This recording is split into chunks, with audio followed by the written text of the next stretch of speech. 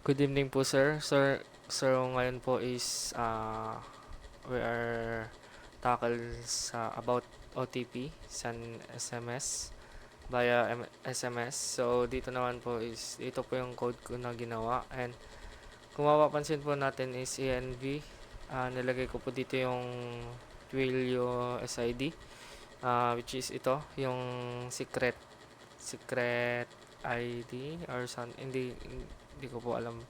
SID and token. Ito po yung ano niya, yung code niya. And Twilio number, bumili po ako ng Twilio number. Almost $2 din po. Ngayon lang po, set up ko naman po siya sa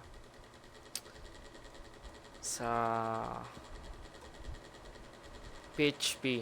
And naka-connect na po siya sa database, and ito po yung ginawa ko.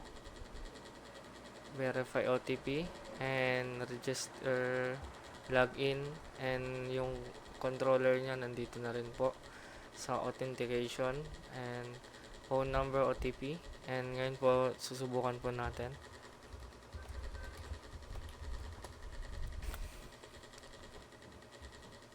So ito po, dashboard. Kung mapapansin po, kailangan pa natin tawagin.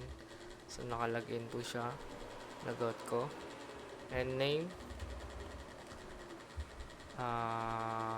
lagyan natin 1141.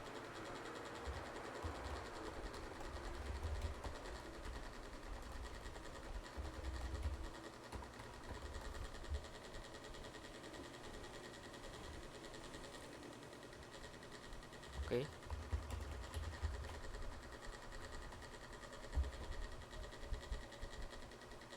Try natin palitan.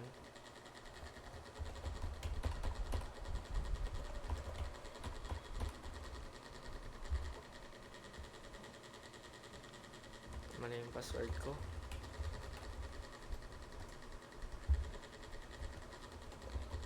One, two.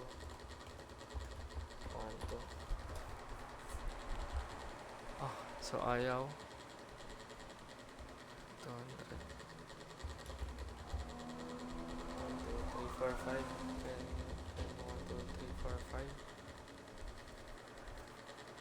5. Ayan. So, sir, hindi ko po nagawa yung sa OTP.